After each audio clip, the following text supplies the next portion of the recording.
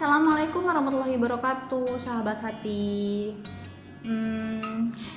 Kalian sepakat gak sih kalau misalkan teman itu adalah seleksi alam?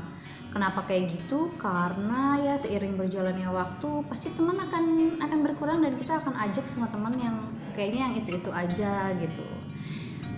Cuma ditahan tapi akan mencari jalan untuk hilang pada waktunya. Jadi kalau misalkan nggak bisa dipertahankan ya kayaknya nggak usah dipertahanin deh, ya nggak sih? Karena lingkaran pertemanan itu akan mengecil seiring dengan kita bertambah usia, terpisah.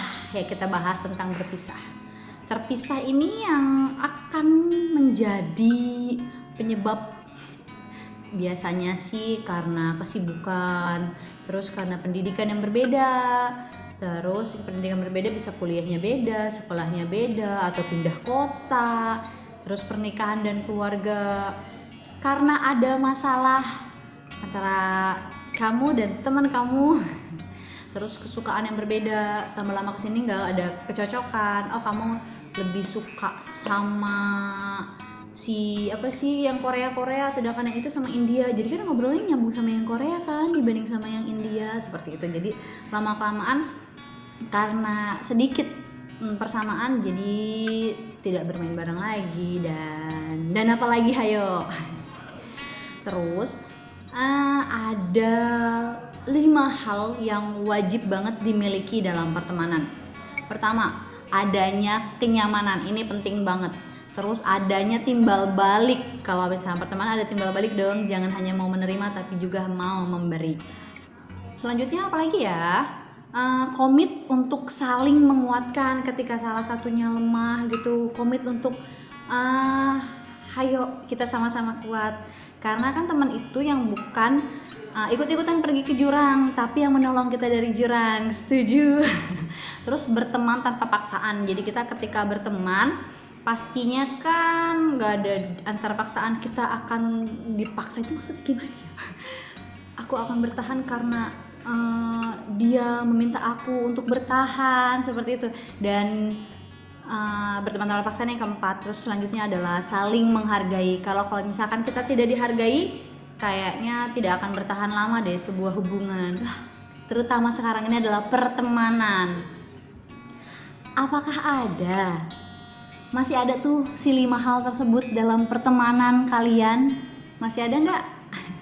Jika tidak ada 2 pilihan yang bisa kamu lakukan. Pertama, perbaiki. Kalau misalkan nggak bisa juga, ya udah. Kedua, melepaskannya. Iya, soalnya kenapa? Daripada berpikir kurangnya aku apa sih? Perasaan aku udah baik, tapi kenapa dia kayak gitu sih? Terus salah aku di mana? Kita nggak tahu salah kita di mana, tapi kita dimusuhin. Gue nggak bisa diginiin. Oke, merasa kecewa terus, sakit hati gitu ya, sakit hati terus temenan sama dia. Atau dia sedih nggak ya? Pertemanan kita sekarang kok kayak begini.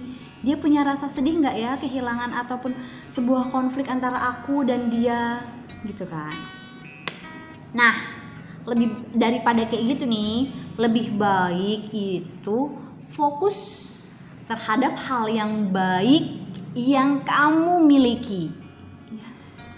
Terus buka diri untuk pertemanan baru gitu, teman-teman yang baru, kamu dengan lingkungan yang baru. Dan yang ketiga adalah lebih baik mungkin gini, jangan-jangan permasalahan itu adalah ada pada diri kamu sendiri gitu. Jadi sebenarnya yang bermasalah bukan teman kamu, jangan-jangan kamu yang bermasalah. Makanya kamu mungkin selalu dijauhin sama teman kamu kah, atau teman kamu kayak yang mengasingkan kamu kah. Jadi bukan hanya teman kamu aja, kamu kan melihat dari sisi kamu bahwa teman kamu ini yang tidak asik gitulah istilahnya. Tapi ternyata mungkin diri kamunya yang tidak asik kah, atau kamunya ya jadi introspeksi diri ngaca dulu lah. Kita ngaca dulu, kita bercermin ya. Perpisahan dengan teman itu mungkin menyakitkan, bukan mungkin, kayaknya pasti menyakitkan deh ya. Tapi pasti ada hal baik yang bisa kita ambil dari hikmahnya. Pasti banget ada sebuah hikmah, iya ada sebuah hikmah yang bisa kita petik dari kegagalan pertemanan. Bukan hanya hubungan antara pacar aja ya, tapi pertemanan pun ada gagal-gagalnya gitu ya.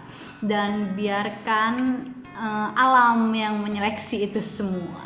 Oke, terima kasih. Kalau misalkan ada pertanyaan, boleh tulis di kolom komentar ataupun di DM aja. Oke, sampai jumpa sahabat hati.